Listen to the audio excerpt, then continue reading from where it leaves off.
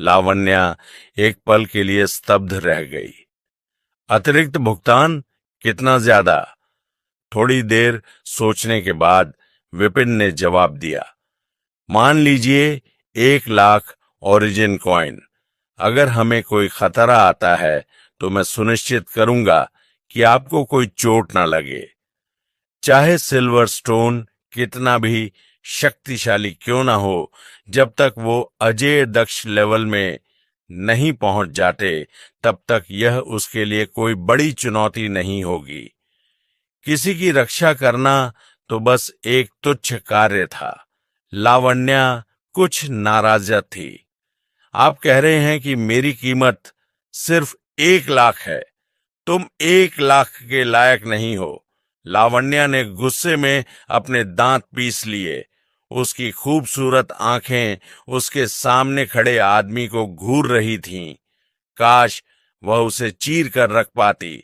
उसने मायाजाल technique practice किया और उसकी हर हरकत पुरुषों को अट्रैक्ट करती थी। पिछली बार यह काम नहीं आया, इसीलिए उसने इस बार सावधानी पूर्वक तैयारी की थी।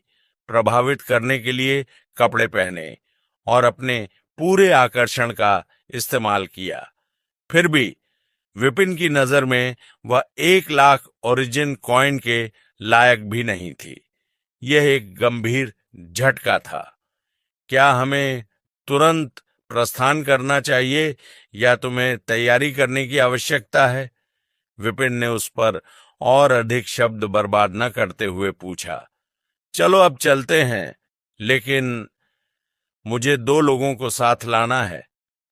यह महसूस करते हुए कि उसका अट्रैक्शन यूजलेस था, लावण्या के पास हार मानने के अलावा कोई विकल्प नहीं था। विपिन ने सिर हिलाया।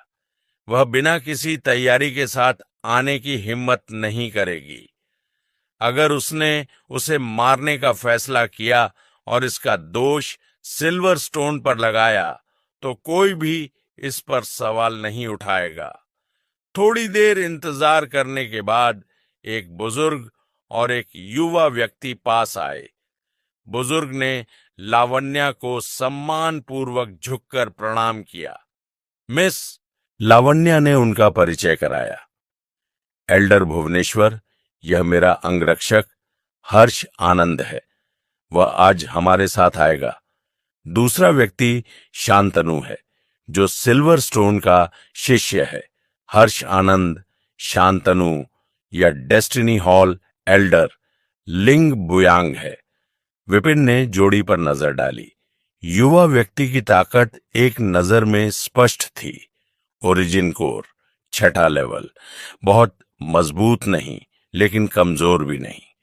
बुजुर्ग को आंकना मुश्किल था, लेकिन उसने एल्डर दिग्विजय के समान दबाव की भावना को प्रकट किया। इसका मतलब था कि वह कम से कम दक्ष रैंक के 2nd लेवल मेल था। इसमें कोई आश्चर्य नहीं कि लावण्या ने आने का साहस किया। इतने शक्तिशाली अंगरक्षक और अपनी स्वयं की पर्याप्त ताकत के साथ उसे वास्तव में कुछ आत्मविश्वास था। एक बार जब टीम इकट्ठी हो गई तो लावण्या ने कुछ और नहीं कहा। वह एक छोटी नाव पर चढ़ गई और विपिन उसके पीछे पीछे चल पड़ा। तुम सिल्वर स्टोन के शिष्य हो? विपिन ने उत्सुकता से शांतनु से पूछा, जो पास में बैठा था। शांतनु ने सिर हिलाया, लेकिन वह बात करने को तैयार नहीं था। उसका चेहरा ठंडा था। इतना असभ्य व्यवहार करना, तुम्हें यह हिम्मत किसने दी? विपिन की भौहें तन गईं। उसकी उंगली के सिरे पर रोशनी की एक किरण उभरी और उसने उसे आगे बढ़ाया। शांतनु चौंक गया और जल्दी से पीछे हट गया, लगभग नाव से गिर गया। उस पल हर्ष आनंद की आत्मा ऊर्जा बढ़ गई, जिसने प्रकाश की धार को अवरुद्ध कर दिया। एल्डर भुवनेश्वर, आप क्या कर रहे हैं? लावण्या ने भौहें सिकोड़ते हुए कहा। कुछ खास नहीं, बस उसे कुछ शिष्टाचार सिखा रहा हूं, विपिन ने आलस से कहा। उसका मन पहले से ही स्वर्ग की लाइब्रेरी में नई बनी पुस्तक की जांच करने में डूबा हुआ था। शांतनु, माया सिटी का एक योद्धा, सिल्वर स्टोन का शिष्य, विश्वासघाती टेक्निक का अभ्यास करता है। जैसा मैंने सोचा था, विपिन ने सिर हिलाया। उसने जानबूझकर शांतनु को अपनी तकनीकों का उपयोग करने के लिए मजबूर करने के लिए उकसाया था। इस प्रकार लावण्या के दावों को सत्यापित करने के लिए एक पुस्तक तैयार की। ऐसा लग रहा था कि इस शिष्य ने वास्तव में अपने शिक्षक को धोखा देने की योजना बनाई थी और यहां तक कि उसे मारने का इरादा भी था। शांतनु की पहचान की पुष्टि करने के बाद विपिन ने और कुछ नहीं कहा। नाव लगभग 1 कप चाय पीने के समय तक धीरे धीरे हिलती रही। काला बाजार छोड़कर माया सिटी की ओर लौट आई। इसके बाद समूह ने 1 और घंटे के लिए गाड़ी ली और अंततः हरे भरे पेड़ों से घिरी एक छोटी सी घाटी में पहुंच गया। शांतनु ने जंगल की ओर इशारा किया। मेरे गुरु और मैं यहां छिपे हुए हैं। उनका दावा है कि उन्होंने मुझे शिष्य के रूप में स्वीकार कर लिया है, लेकिन वास्तव में मैं सिर्फ एक नौकर हूं। खाना बनाना, सफाई करना और लगातार डांटना या पीटना। मैं महीने में सिर्फ एक बार सामान खरीदने के लिए शहर जा पाता हूं। लावण्या ने आह भरी। माया सिटी में 10,000 से ज्यादा लोग उसे खोज रहे हैं।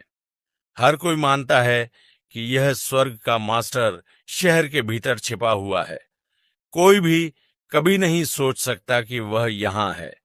आपकी मदद के बिना हम उसे कभी नहीं ढूंढ पाते। ये घाटी माया सिटी से दर्जनों मील दूर थी, किसी भी आधिकारिक सड़क से दूर थी और ओरिजिन बीस्ट से भरी हुई थी। आम लोग यहां आने की हिम्मत नहीं करते। कुछ ठीक नहीं है। विपिन ने अपना सिर हिलाया। स्वर्ग के मास्टर पूजनीय हैं। वे चाहे जहां भी जाएं, वे अच्छे से रहते हैं। अगर माया सिटी अब सुरक्षित नहीं रहा तो वह आसानी से अपना भेष बदलकर किसी दूसरे शहर में आराम से रह सकता था। यहां भगोड़े की तरह क्यों छिपना? यहां तक कि सार्थक समर सिंघानिया जैसा व्यक्ति, जिसके सिर पर इनाम था, फिर भी खुलेआम रह सकता था। सिल्वर स्टोन जैसी हैसियत और ताकत वाले व्यक्ति को इस तरह जंगल में छिपने की क्या जरूरत थी? हर्ष आनंद, जो अब तक चुप था, आखिरकार बोला, एल्डर भुवनेश्वर, ऐसा लगता है कि आप अनजान हैं। सिल्वर स्टोन ने न केवल डेस्टिनी हॉल के विशेषज्ञों को बल्कि शाही परिवार को भी नाराज किया है। अगर वह शहर में रहता या किसी दूसरे शहर में भाग जाता तो उसे आखिरकार ढूंढ लिया जाता। यहां छिपने से उसे ढूंढना वास्तव में मुश्किल हो जाता है। लावण्या ने सिर हिलाया। हर्ष आनंद सही कह रहे हैं। मैंने कभी नहीं सोचा था कि उनके स्तर का कोई व्यक्ति यहां रह सकता है। क्या ऐसा है? विपिन ने बहस नहीं की। वह फैनजिंग की ओर मुड़ा। इस घाटी में कोई घर या झोपड़ी नहीं दिखती। क्या आप किसी गुफा में रहते हैं?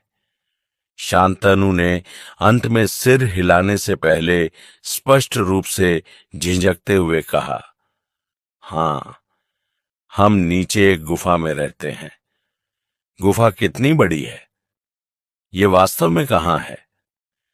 मैं अपनी आत्मा को खोज करने के लिए आगे भेज सकता हूं, विपिन ने सुझाव दिया। अपनी आत्मा को भेज रहे हो? तुम्हारा क्या मतलब है? हर्ष आनंद ने भौहें सिकोड़ी। अपनी आत्मा का इस्तेमाल करके खोज करने से एक समान रूप से शक्तिशाली साधक सतर्क हो सकता है। अगर तुम उसे चौंका दोगे और वह भाग जाएगा तो हम उसे फिर से कैसे खोजेंगे? तुम इतने घबराए हुए क्यों हो? विपिन ने मुस्कुराते हुए कहा। यह जगह ऐसी नहीं लगती कि यहां कोई रहता हो। सिल्वर स्टोन ने हेल्पर्स और टीचर को मारने की हिम्मत की है। कोई इतना साहसी व्यक्ति यहां चुपचाप नहीं बच सकता। तुम्हें इस पर यकीन है? मुझे नहीं। वह निराशा से लावण्या की ओर मुड़ा। अगर तुम मेरे लिए जाल बिछाना चाहती थी तो तुम्हें कोई बेहतर बहाना और जगह चुननी चाहिए थी। क्या तुम सच में उम्मीद करती हो कि मैं इसमें फंस जाऊंगा? तुम्हारा क्या मतलब है? लावण्या ने पूछा। उसकी उलझन वास्तविक लग रही थी।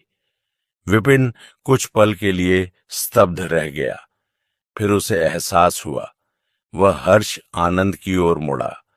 ऐसा लगता है कि तुमने खुद को बहुत अच्छी तरह से छुपा रखा है।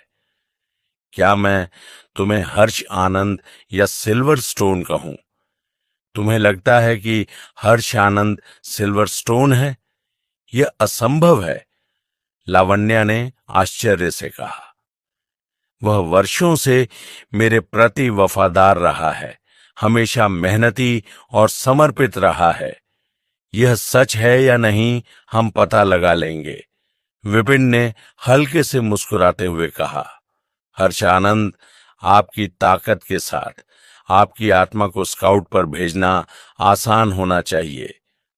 आप ऐसा क्यों नहीं करते?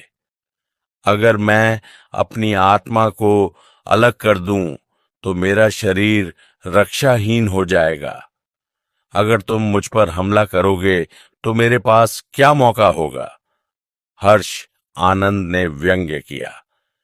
मिस के यहां होने से आपको सुरक्षित रहना चाहिए। निश्चित रूप से आपको अपनी मैडम पर भरोसा है, विपिन ने जवाब दिया। लावण्या ने सिर हिलाया। हर्ष आनंद, चिंता मत करो। मैं सुनिश्चित करूंगी कि एल्डर भुवनेश्वर हमला न करे। वह शायद हमला न करे, लेकिन मैं तुम पर हमला करूंगा। हर्ष आनंद ने अचानक लावण्या पर हमला किया। उसकी मुट्ठियां विस्फोटक बल के साथ घूम रही थीं। हवा में गड़गड़ाहट की आवाज गूंज रही थी, क्योंकि उसका वार उसके रास्ते में आने वाली किसी भी चीज को कुचल सकता था। लावण्या का चेहरा पीला पड़ गया। वह समय पर प्रतिक्रिया नहीं कर पाई। जैसे ही उसने खुद को बचाने की तैयारी की, उसके हाथ से 2 तावीज उड़ गए जो एक सुनहरी ढाल में बदल गए। ढाल कुछ देर तक टिकी रही, लेकिन हर्ष आनंद के हमले में टूट गई। फिर अचानक उसके कानों में एक शांत आवाज गूंजी, 1,00,000 ओरिजिन सिक्के मत भूलना। अगले ही पल भुवनेश्वर उसके सामने आया। हर्ष आनंद के हमले का जवाब अपने मुक्के से दिया। उनकी मुट्ठी टकराई, जिससे एक तेज शॉक वेव पैदा हुई। दोनों आदमी एक कदम पीछे हट गए। हर्ष आनंद, तुम क्या कर रहे हो? लावण्या गुस्से से चिल्लाई। हर्ष आनंद, मैंने तुमसे कहा था, वह सिल्वर स्टोन है। विपिन ने उसकी अनभिज्ञता पर अपना सिर हिलाते हुए आह भरी। मुझे लगा कि मैंने खुद को अच्छी तरह से छुपा लिया है, सिल्वर स्टोन ने स्वीकार किया। उसकी आंखें अविश्वास से भरी हुई थीं। तुमने मुझे कैसे पहचान लिया? तुमने अच्छी तरह से छुपाया, लेकिन तुमने 2 बड़ी गलतियां की, विपिन ने कहा। सबसे पहले तुम्हारा शिष्य शांतनु, एक साधारण 6 सितारा लेवल दक्ष रैंक के ओरिजिन कोर एक्सपर्ट के खिलाफ योजना बनाने की हिम्मत कर रहा है। या तो बहादुर या मूर्ख। सिल्वर स्टोन और शांतनु ने एक दूसरे को देखा, लेकिन कुछ नहीं कहा। जो व्यक्ति विश्वासघाती टेक्निक का अभ्यास करता है, दूसरों को धोखा देकर ताकत हासिल करता है, वह स्वाभाविक रूप से पागल होगा। आप ऐसे शिष्य पर भरोसा नहीं करेंगे जो बदले में आपको धोखा दे सकता है। क्या आप ईमानदारी से कह सकते हैं कि शांतनु उस प्रलोभन के आगे नहीं झुकेगा? और यह मेरी पहचान का अनुमान लगाने के लिए पर्याप्त है? सिल्वरस्टोन ने भौहें सिकोड़ी। बिल्कुल नहीं। यहां दूसरा सुराग है। ब्लैक मार्केट की यात्रा में घंटों लग जाते हैं, जिससे किसी और चीज के लिए बहुत कम समय बचता है। तुम जैसा पागल आदमी शांतनु को बिना निगरानी के इतनी दूर नहीं जाने देगा, भले ही सिर्फ किराने का सामान खरीदने के लिए ही क्यों ना हो। इसका मतलब है कि आप आसपास ही होंगे, और इसके लिए उपयुक्त व्यक्ति हर्ष आनंद है। भले ही तुम दोनों ने ऐसा व्यवहार किया हो जैसे कि तुम एक दूसरे को जानते ही नहीं हो, लेकिन कुछ छोटे छोटे सुराग थे जो तुम्हें पकड़ लेते थे। उदाहरण के लिए, जब हम पहली बार जहाज पर चढ़े और मैंने शांतनु पर हमला करने का बहाना बनाया, तो तुमने मुझे रोकने के लिए हस्तक्षेप किया। विपिन मुस्कुराया। जबकि अकेले इस तरह के विवरण से बहुत कुछ पता नहीं चलता। विपिन ने अपनी आत्मा की शक्ति का इस्तेमाल किया, जिससे उसे स्वर्ग की लाइब्रेरी का लाभ उठाने की अनुमति मिली। इसकी जांच के तहत छिपाने का कोई भी प्रयास हास्यास्पद हो गया। यह तो समझ में आता है। दूसरा सुराग क्या है? हर्ष आनंद ने पूछा।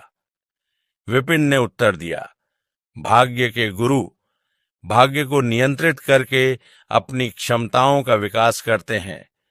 उनकी प्रगति ओरिजिन ऊर्जा को चरणबद्ध तरीके से अवशोषित करने की तुलना में बहुत तेज है। आपने जो शक्ति समझी है, उसे आगे बढ़ने के लिए निरंतर विश्वासघात की आवश्यकता है। मैं मान सकता हूं कि आपने भीड़ या शाही परिवार में घुसपैठ की, लेकिन सालों तक पहाड़ों में अकेले छिपे रहना असंभव। यदि आपने वास्तव में ऐसा किया, तो न केवल आप प्रगति करने में विफल होंगे, बल्कि अपने भाग्य को त्यागने से आपकी साधना को नुकसान होगा। हर्ष आनंद ने ताली बजाई। मैंने सुना है कि एल्डर भुवनेश्वर बहुत बढ़िया है। मुझे उम्मीद नहीं थी कि आपके अवलोकन इतने सूक्ष्म होंगे। मैं मानता हूं कि मैंने आपको कम आंका था। हर्ष आनंद के बोलते ही उसकी हड्डियां चरमराने और हिलने लगीं। ऐसा लगा मानो उसकी त्वचा की एक परत उतर गई हो। उसका शरीर लंबा होता गया, उसका शरीर और मजबूत होता गया, और पलक झपकते ही वह एक पीले चेहरे वाले अधेड़ उम्र के आदमी में बदल गया। वह कोई और नहीं बल्कि सिल्वरस्टोन था, जो माया सिटी की हिट लिस्ट का कुख्यात भगोड़ा था, जिसे हर कोई मारना चाहता था। अपने खुले शरीर को खींचते हुए सिल्वरस्टोन ने गहरी सांस छोड़ी। आर्ट गेट की पेंटेड स्किन तकनीक वाकई प्रभावशाली है। ये किसी के रूप और आभा को बदल सकती है, लेकिन लंबे समय के बाद ये दमघोंटू हो जाती है। मैं 6 साल से आपके साथ हूं, और मैं दम घुटने की कगार पर था। उसका परिवर्तन देखकर लावण्या घबराकर पीछे हट गई। उसका चेहरा भय से पीला पड़ गया। तुम वह और भी कुछ कहना चाहती थी, लेकिन वह अवाक थी। सिल्वरस्टोन ने हंसते हुए कहा, क्या आपको आश्चर्य है कि मैं आपके बगल में छिपा हुआ था? एल्डर भुवनेश्वर सही थे। मुझे आगे बढ़ने के लिए विश्वासघात की आवश्यकता है। अगर मैं शाही परिवार में घुसपैठ करता, तो दक्ष रैंक के किसी एक्सपर्ट की अचानक उपस्थिति गहन जांच को आकर्षित करती। काले बाजार में चीजें सरल होती हैं। वफादारी ही वह चीज है जिसकी आवश्यकता होती है। लावण्या चुप हो गई। काले बाजार में ज्यादातर अपराधी या खून से सने लोग शामिल थे, इसलिए पृष्ठभूमि की जांच शायद ही कभी सख्त होती थी। इस खामी के कारण